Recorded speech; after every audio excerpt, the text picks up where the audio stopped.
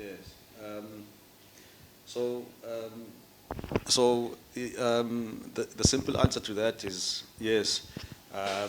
Even though maize has come down even more than rice, mainly because maize, we process maize and we grow maize in South Africa. So there is no added cost in terms of excise duty and VAT. But with rice, since we import it from China, Thailand, etc., there is excise duty that needs to be paid. So it has come down, but not significantly, right? Yeah.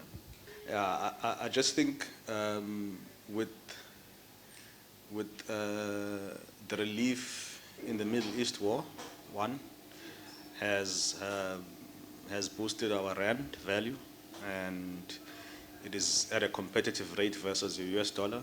The US dollar as a base plays a big part in whether our rand is stronger or not in terms of buying power in the households. So that has played a big part.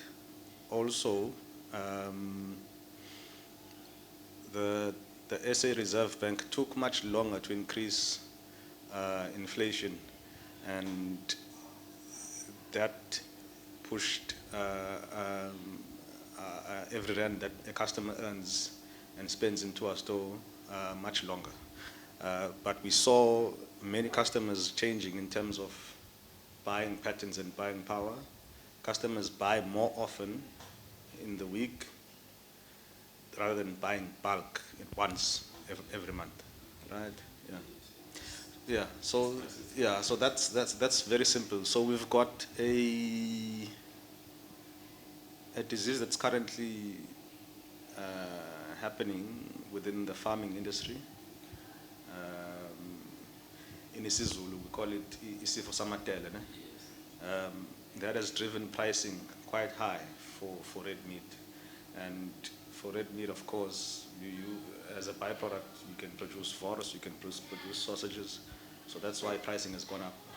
But for chicken, fish, uh, it has steadied across the categories mainly because chicken we import from Brazil. And yes, we do have some farmers that grow within South Africa, but most of the time we import from Brazil. So that the rand versus the US dollar plays a bigger part in excise duty there. Yes, like I said before, so traditionally you would get a customer who comes in, for example, buys once in bulk, buy your 10 kg rice, buy your 10 kg maize meal, buy 5 kg of IQF, and then buys your soup for the entire family across the whole month.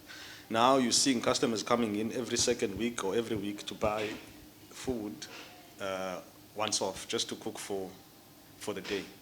Um, Also, it also depends on where the stores is located. So I'm part of a group of stores that are situated across KZN, and this store in particular serves customers who live alone or a family of two or students. So you always have a smaller basket size versus a store in Phoenix, which caters for a larger family. So with our store, bulk has come down, and then they buy more frequent.